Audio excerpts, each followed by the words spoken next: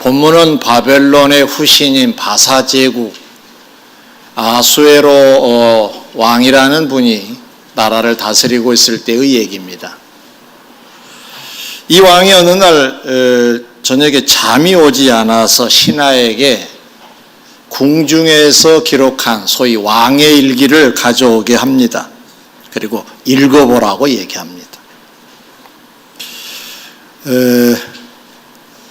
그 내용 중에 모르드게라는 유대인의 선행의 소식이 기록된 것을 가지고 묻습니다.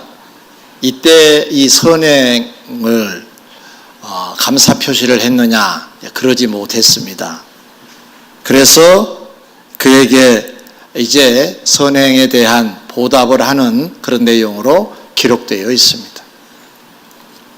성경은 하나님의 뜻이 담겨져 있는 책인데요. 그것이 편지 형식이든 일기 형식이든 하나님의 뜻이 이 속에 담겨져 있다는 것이 일반 책과는 좀 다릅니다. 그래서 한 왕의 일기와 관계 있는 본문이지만 하나님의 뜻이 있기에 살펴보려고 합니다. 경청하셔서 오늘도 주님이 우리에게 무엇을 말씀하고 싶으신지 귀담아 들으시고 또 앞으로 한 주간의 삶의 이정표로 삼으시기를 주의 이름으로 권면합니다. 첫째로 이 사건 속에는 하나님의 섭리가 담겨져 있습니다. 하나님의 마음이 담겨져 있고 하나님의 뜻이 담겨져 있다는 말씀입니다. 당시 이 아수에로 왕이라는 왕은 하만이라고 하는 사람을 충성스럽게 여겨서 모든 신복보다 높여주었습니다. 그래서 모든 신복은 그가 지나가면 꿇어 절을 할 정도로 이제 그의 위세는 높아졌습니다. 그런데 유대인 출신 모르드게만 절을 하지 않는 거예요. 그 이유는 나는 유대인이니까 그렇게 할 수 없다라고 얘기를 합니다. 이렇게만 기록되어 있으니까 무슨 이유인지는 자세히 기록되어 있지 않지만 신앙적으로 저촉되지 않았겠느냐라는 것이 학자들의 주장입니다. 이렇게 절을 하는 것, 높여주는 것은 사람의 도리 차원이 아니라 신앙의 문제가 있기 때문에 이런저런 할 수 없다고 말을 했던 것입니다. 그러다 보니까 하만의 위세는 높아졌는데 이 하만을 대접하지 않는 이 모르드게가 미울 수밖에 없었겠지요. 그래서 없애버리려고 합니다. 근데 가만히 생각해 보니까 모르드게만 없애면은 분이 풀리지 않을 것 같아요. 그래서 그가 속한 유대 민족 자체를 없애버릴 음모를 꾸밉니다. 그리고 추진하고 오늘 본문에 보면 그 모르드게를 나무 위에 달아서 죽이려고 왕을 만나기 위해서 막 문 앞에 와 있는 상황까지 보고 있습니다. 멸망의 위기를 맞고 있는 셈이지요. 그런데 바로 그 무렵, 바로 전에 왕이 밤잠을 자지 못하여 일기를 보게 되었다고 그랬지요. 그 일기 중에 놀랍게도 하만이 죽이고자 하고 없애고자 하는 그 유대 민족의 앞장선 이 모르드게의 선행을 왕이 알게 된 것입니다. 그래서 왕은 그를 지극히 높이는 일을 이제 계획을 세우고 가깝게 있는 사람에게 그 일을 시키는데 바로 하만이 그 역할을 하게 되었습니다. 참 놀라운 얘기죠. 하만이 모르드게를 죽이려고 했는데 그 하만이 모르드게를 높이는 일을 할 수밖에 없는 상황이 되었다는 것입니다. 되돌아보면 하나님의 섭리가 계셨다는 걸 알 수 있다는 말씀입니다. 왜냐하면 선민 유대인들을 하나님은 늘 인도하시는 분인데 멸망의 직전에 와 있습니다. 그런데 만약에 가만히 이 흐름으로 진행을 하면, 왕이 잠을 잘 자고 일기도 읽지 않았다고 한다면은 결코 모르드게를 건지고 유대인을 살리는 길은 없을 수도 있을 것입니다. 그런데 하나님께서 세밀하게 역사하십니다. 밤잠을 못 자게 하십니다. 일기를 읽게 하십니다. 모르드게의 선행편을 특별히 보도록 무슨 짜여진 각본대로 하는 것처럼 그렇게 읽도록 했습니다. 그랬기 때문에 바로 그 순간 하만의 음모가 바로 추진되는 직전에 모르드게는 최고의 대접을 받는 영광의 주인공으로 둔갑을 하게 됐습니다. 하나님이 간섭하지 않으셨으면 안 되는 일이었다는 뜻으로 하나님의 섭리가 이 속에 있다라고 제가 말씀을 드리고 있는 것이고, 하나님의 뜻이 이 속에 있다라는 말씀을 드리고 있는 것입니다. 신약 성경 얘기를 하나 하겠습니다. 누가복음 2장에 보면 로마 황제 아구스토라고 하는 황제가 있었는데, 그 황제가 로마에 속한 각 나라에 영을 내리기를 모든 사람은 호적하러 각각 고향으로 돌아가라 하는 영을 내립니다. 로마는 지금 가보면 그렇게 큰 나라는 아니지만 당시에 로마가 많은 나라를 지배하고 있었습니다. 그 중에 이스라엘도 바로 그 로마의 지배하에 있을 때입니다. 그 무렵 예수님의 양부모 요셉과 마리아는 어디에 머물고 있었느냐? 갈릴리 북쪽 지역에 살고 있었습니다. 황제의 명령을 따라 이 양부모도 이제 이동을 해야 되는데, 그 요셉의 지파는 바로 유다 지파, 남쪽입니다.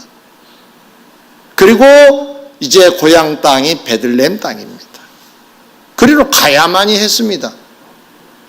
당시의 황제는 지금의 대통령, 무슨 나라의 왕, 수반 이런 수준이 아니라 대단히 위대한 그런 신과 같은 대접을 받는 존재였습니다.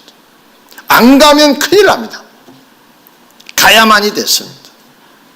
그런데 놀라운 것은 당시 요셉의 아내 그 마리아는 만삭된 상태였습니다. 언제 출산할지도 알지 못하는 상황입니다. 하나님이 세상을 통치하시고 섭리하신다는데 이 무슨 의미가 있을까? 정말로 그렇다고 한다면 이 기간을 좀 피해 주셔야 맞는 것 아니겠어요? 아무튼 요셉과 마리아는 그 황제의 영을 받들어서 만삭된 몸을 이끌고 교통도 불편한데 북갈릴리에서 남유다로 갑니다. 마리아는 천만다행으로 길에서 아이를 낳지 아니하고 베들레헴에 도착해서 출산을 합니다. 그분이 예수 그리스도십니다. 좀 따져볼까요? 왜 이런 일이 벌어졌을까요? 하나님의 뜻이 계시는 모든 통치 속에 황제의 영을 내리게 해도 하나님이 하셨다고 볼 수가 있는데, 그러면 이 속에 어떤 의미가 있을까? 구약 성경 중에 미가서 5장 2절을 보면 메시아 그리스도가 탄생될 곳은 베들레헴이라고 딱 지명이 나와 있습니다. 예수 그리스도의 탄생이 베들레헴이기 때문에 이 요셉과 마리아를 그 베들레헴으로 가게끔 하셨던 것이 바로 황제의 영을 내리게 하는 조치였습니다. 곧 황제가 영을 내릴 때 역사가 시작이 된 건데, 출산의 어떠한 그 시기를 하나님이 조절하셔서 가게 하시고 가서 태어나게 하셨다는 사실입니다. 만약에 예수님이 베들레헴에 가지 않으셨다, 이 예수님의 어머니 마리아 요셉이 가지 않았다고 한다면은 예수님은 오늘날 우리의 그리스도가 될 수가 없습니다. 왜냐? 출생지가 달라요. 메시아는 분명히 베들레헴에서 태어난다고 예언을 해 놓으셨는데 그 미가의 예언이 틀리게 돼버리고 하나님의 약속이 틀리게 돼버리기 때문에 예수님은 우리의 그리스도가 될 수 없었겠지요. 없을 뻔했습니다. 하나님이 개입하지 않으셨다면. 사랑하는 성도 여러분, 로마서 11장 36절에는 이렇게 요약해서 묘사하고 있습니다. 만물이 주에게서 나와서 주로 말미암는다고. 이 말미암는다고 하는 말씀은 섭리하신다는 뜻이고 통치하신다는 뜻입니다. 하나님이 통치를 하시는데 만물을 통치하신다고 하면 그러면 이 세상을 통치하신다는 말씀도 되지만 우리 각자도 통치하신다는 의미가 되는 겁니다. 오늘 구약의 사례와 신약의 사례를 통해서 하나님의 뜻이 우리의 모든 상황 속에 있구나 하는 걸 알게 되었기 때문에 그렇다면 우리는 어떻게 세상을 살아야 할까? 무엇 하나에도 신앙의 의미를 부여하여 해석하고 답을 찾는 것이 필요합니다. 어쩌다가 이런 일이 나에게 생겼어라고 넘기지 마시고 하나님이 왜 이렇게 하셨을까를 하나님을 개입시키고 대입시켜서 해석하는 신앙이 되어야 한다는 뜻입니다. 왜? 세상을 하나님이 통치하고 계시기 때문에. 또 하나, 하나님은 통치를 하시는데 우리가 마이너스가 되도록, 우리를 불행하게 되도록 통치하신 분은 결코 아닙니다. 우리를 유익되게 하시는 주님이시기에 그 사랑의 섭리를 믿고 감사하면서 기다리는 것도 우리 몫인 줄 믿습니다. 그리고 그 섭리에 입각하여 우리가 순응해 가는 것도 답을 찾는 비결이 되겠지요. 만약에 만삭된 몸을 가졌기 때문에 요셉과 마리아가 불순종했다고 한다면 아까 말씀드린 대로 예수님은 우리의 그리스도가 될 수가 없으셨겠지요.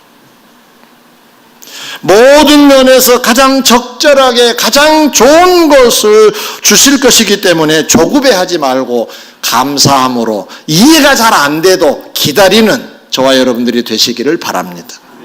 둘째로, 이 사건을 통해 우리 왕이신 주님의 일기장에 우리는 어떻게 무엇이 기록되었을까를 보라는 교훈도 담겨져 있습니다. 왕의 일기, 주님이 우리 왕이시니까 주님도 일기를 쓰신다는 얘기가 되겠죠. 표현이 좀 우리 표현입니다만은 에스더 2장 21절에 보면 모르드게가 대궐문에 앉았을 때에 문을 지킨 왕의 넷이 빅단과 이 테레스라고 하는 두 사람이 아술의 왕을 원한하여 모살하려는 사실을 모르드게가 알고 고발했다라고 기록이 되어 있어요. 그래서 왕의 목숨을 구해줍니다. 이것을 왕의 기록에, 왕의 일기장에 기록해 했던 것입니다. 곧 왕의 일기장에는 모르드게의 선행이 기록되었던 셈이죠. 선행을 했기에 그 선행이 기록된 것입니다. 그래서 어떻게 됐습니까? 때는 좀 늦은 감이 있지만은 갚아줍니다. 모르드게를 높여줍니다. 신약의 사례를 하나 들까요? 사도행전 10장에 보면 우리가 잘 아는 베드로가 고넬료라고 하는 로마 군인 집으로 방문을 합니다. 이건 놀라운 일입니다. 당시에 유대인들은 이방인들과 접촉도 하지 않을 때입니다. 식사도 같이 안 합니다. 근데 이 집을 찾아간다는 것은 이건 획기적인 사건입니다. 그런데 성경을 자세히 보면 성령이 가게 하셨다라고 되어 있습니다. 가요. 가서 말씀을 전합니다. 개 앞에 진주를 던지지 말라는 말씀이 있습니다. 그들에게 복음을 전하는 것을 그렇게 묘사하기도 합니다. 그런데 가서 말씀을 전합니다. 놀랍게도 하나님께서는 성령을 이 집에 보내셔서 다들 충만케 해주십니다. 도대체 무슨 일이 있었을까요? 웬일인가요? 고넬료라고 하는 로마 군인, 이 신분을 가진 이 사람에게 왜 이런 일이 벌어졌을까요? 성경은 이렇게 기록합니다. 그는 비록 로마 군인이지만 하나님을 경외하여 날마다 정한 시간에 기도하는 신앙과 많은 유대인들에게 구제하는 선행이 있었다는 겁니다. 그런데 사도행전 10장 1절 2절 이렇게 내려가다 보면 무슨 단어가 나오느냐, 이 고넬료의 기도와 선행을 하나님이 기억하셨다라고 기록되어 있습니다. 기억. 이 말을 바꿔 말하면 기록이 되는 거고 생각이 되는 겁니다. 생각이나 기억이나 기록은 동일한 의미를 갖고 있습니다. 결국은 하나님이 기억하셨다가 고넬료 집에 베드로를 보내주심으로 갚는 일을 지금 시작하고 계신다는 의미가 되겠죠. 하나님이 우리 왕이신데 왕의 일기장에 그렇게 기록이 되어서 주의 종에게 갚도록 하셨다는 말씀입니다. 사무엘상 1장을 보면 어느 날 하나님께서 한나를 생각하심으로 임신하지 못한 그가 임신하게 되었다라고 되어 있습니다. 생각하심으로, 좀 독특한, 늘 생각하실 건데 이 단어가 유독 강조되어 있습니다. 그러면 이 한나에게 무슨 일이 있었는가? 도대체 무슨 생각을 하셨을까를 우리가 돌아볼 수 있겠죠. 한나는 자식을 얻고자 기도하고 통곡하기를 반복했다고 했고 오래 했다고 성경에 기록을 하고 있는 걸 볼 수가 있어요. 바로 이 부분, 이 신앙을 기록하셨다가 보셨으니까 생각을 그걸 하셨다는 겁니다. 때가 되어서 그 생각을 지금 갖고 계신다는 거예요. 사랑하는 성도 여러분, 우리 왕이신 주께 우리는 누구로, 무슨 사연으로 기록되어져 있을까요? 아하수에로 왕의 일기장에는 모르드게의 선행과 테레스와 그리고 빅단이라고 하는 사람의 악에 대한 기록이 동시에 기록이 되어 있었습니다. 우리는 어떤 자로 기록이 되어 있을까요?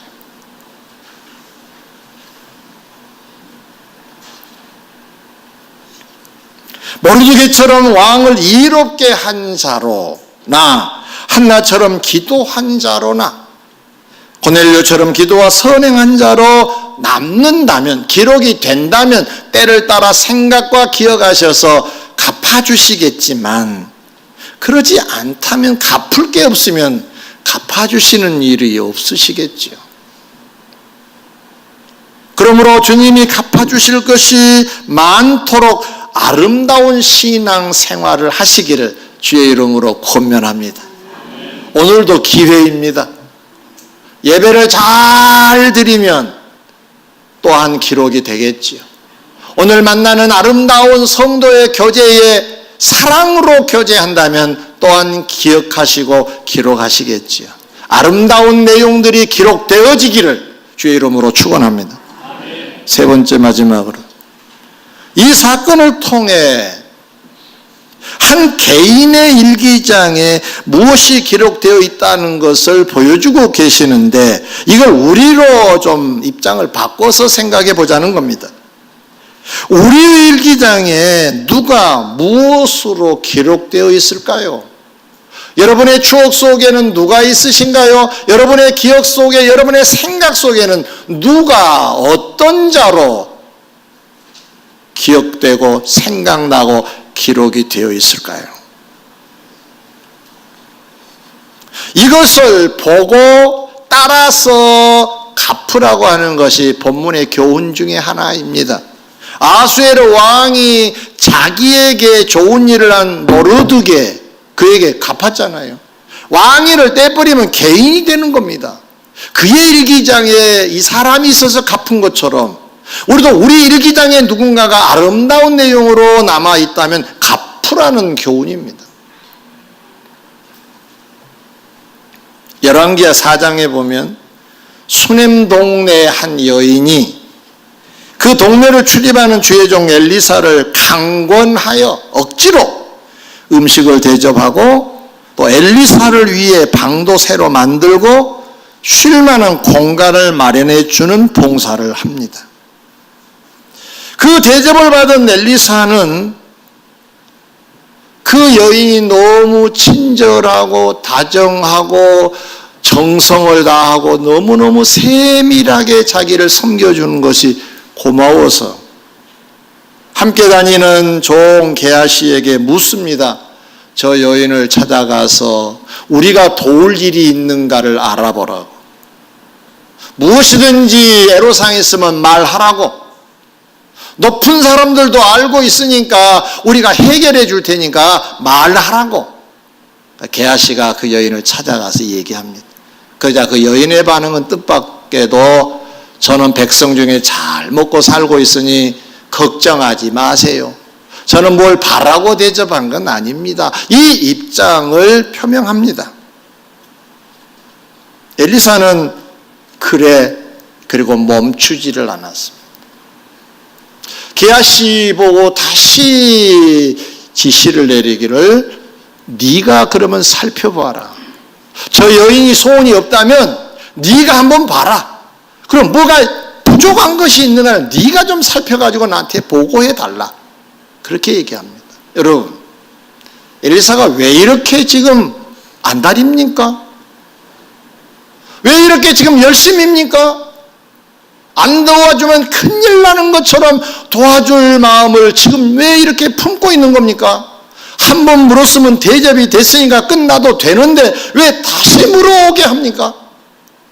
고마워서, 감사해서, 보통 정성이 아니기에 강권하여 음식을 대접하는 것뿐만 아니라 방을 새로 만들어서 대접까지 하는 이러한 정성은 그동안에 보지 못했기 때문에 그래서 그렇게 애를 쓰면서 게하시에게 묻게 했던 것입니다. 게하시가 둘러봅니다. 한 가지 발견한 게 있었습니다. 이 집은 다 갖춰서 잘 먹고 잘 산 것 같은데 자식이 보이질 않아요. 자식이. 그래서 그 보고를 합니다. 그러면 여인을 불러오라. 하나님께 기도하자. 하고 그를 데려다가 하나님 앞에서 기도를 합니다. 어떤 기도를 합니까? 하나님, 자식을 낳도록 해주세요. 축복을 해서 보냅니다. 축복했다는 말은 복을 비는 기도를 했다는 말입니다. 결국 그 후에 이 수넴 동네 한 여인은 자식을 얻게 되지요. 여기서 우리가 놓치지 말아야 될 사실이 있습니다. 주의 종 엘리사의 일기에 수넴 여인은 세밀한 봉사자로 기록되어져 자기가 할 수 있는 것으로 지금 갚고 있는데 그게 자기가 할 수 있는 영역이 뭡니까? 아들을 낳고 딸을 낳게 하는 기술이 있겠습니까? 그것이 아니라 기도하는 거였습니다. 축복해 주는 거였습니다. 하나님, 이 가정에 자식이 정말로 필요합니다. 간절히 기도한 이 축복 때문에 하나님께서는 이 기도를 받으셔서 자식을 선물로 주신 줄 믿습니다. 바로 이 부분입니다. 우리 일기장에 누가 무엇으로 기록되었는가를 잘 살펴서 고마운 자면 고마운 것으로 갚아야 한다는 겁니다. 본문에서 배우셨지요? 우리가 할 수 어떤 물질적인 여건이 안 되면 하나님 앞에 간절히 기도해 주는 것도 갚는 겁니다. 어떤 것으로든지 갚아야 한다는 메시지가 이 속에 들어있습니다. 누구에게? 고마운 자에게는. 물론 이런 행위는 하나님의 일기장에도 기록이 되겠지요. 그래서 하나님도 갚아주시겠지요. 그러나 우리 몫이 있다는 교훈을 우리가 놓치면 안 됩니다. 하나님이 알아서 하실 거니까 하면서 손 놓고 있으면 안 된다는 얘기입니다. 하나님이 하시지만 그것은 하나님의 일이고 나에게 고마우면 내가 할 일이 있다는 거예요. 여러분은 어떻습니까? 이 여름을 지나시면서 여러분에게 고마운 자들이 있나요? 여러분의 생각 속에, 여러분의 기억 속에, 추억 속에, 그리고 여러분의 일기 속에 있다면 너무 오래 지체해서 잊어버리지 않도록, 놓쳐버리지 않도록 갚는 일을 우리가 해야 될 것입니다. 그런데 여기서 조심할 게 하나 있습니다. 혹 섭섭한 자가 있을 수가 있겠지요. 내 일기장 속에 그 사람은 이런 사람이야 라고 봤더니 영 섭섭해. 때로는 배은망덕하기도 한 자도 있을 수가 있습니다. 이 사람들을 조심해야 됩니다. 어떻게 조심해야 되느냐? 우리가 감정으로 반응을 하면 안 됩니다. 이건 우리가 갚을 대상은 아닙니다. 이 영역은 이미 우리 손에서 떠나야 됩니다. 심판자는 하나님이시기에 하나님이 하신다고 하셨어요. 비판을 받지 아니하려거든 비판하지 말라는 말씀도 있지 않습니까? 섭섭한 자가 있다 하더라도, 나를 곤란하게 한 사람이 우리 기억 속에 있다 하더라도 그건 우리가 감정적으로 갚아서는 안 된다는 거예요. 우리는 좋은 것만 갚으면 되는 겁니다. 할렐루야. 말씀을 맺고자 합니다. 더위가 한참이고 오늘도 여전히 더운 이 시간이기 때문에 초원을 달리는 말을 상상하시라고 말얘기 하나 하겠습니다. 지금 소리 내면서 달리는 말이 상상이 되십니까? 네. 그런데 이 말을 타는 사람들을 보면은 말이 앞으로 달리고 멈추고 하는 것은 다 고삐로 하지요. 멈추고자 할 때는 고삐를 앞으로 당깁니다. 그러면 수도 바라는 신호로 이 말이 압니다. 그러나 채찍으로 엉덩이를 치거나 발로 배를 차면 가라는 신호로 달립니다.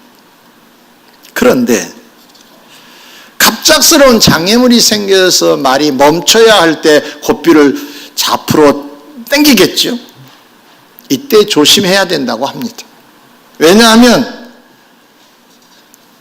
이 입에 재갈 물린다는 말이 있죠. 이 재갈이 연결되어 있는 이 고삐를 너무 세게 당기면 입이 아프니까 말이 멈추기는 하지만은 몸을 뒤틀기도 한다고 그럽니다.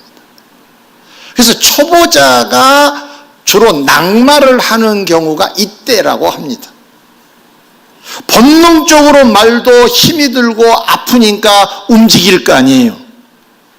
그러면 하지 않는 행동을 하다 보니까 말에서 초보자들은 거의 떨어진다고 합니다. 위험해지는 거죠. 이 그림을 한번 그려보시면서 이런 생각을 해보시면 좋을 것 같습니다. 우리는 우리와 상대한 자들에게 어떻게 하느냐에 따라 그 반응이 우리에게 반사될 거라는 사실입니다. 아프게 하면 나를 힘들게 합니다. 살살 만져주면 나에게 고분고분하겠지요.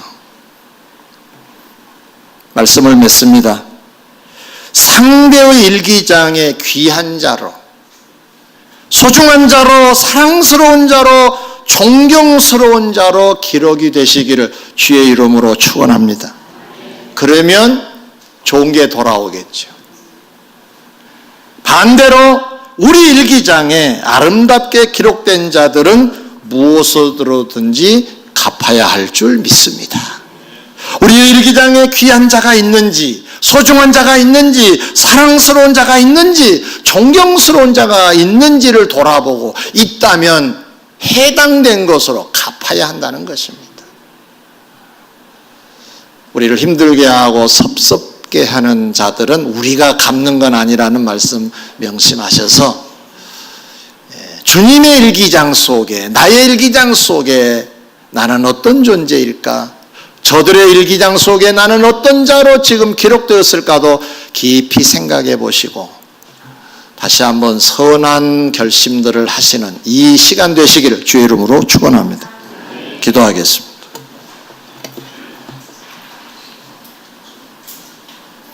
하나님이 세상을 통치하고 계신다고 합니다. 어떤 일이든지 하나님을 대입하여 해석해 보시기 바랍니다. 어쩌다가 그런 거야 그러지 마시고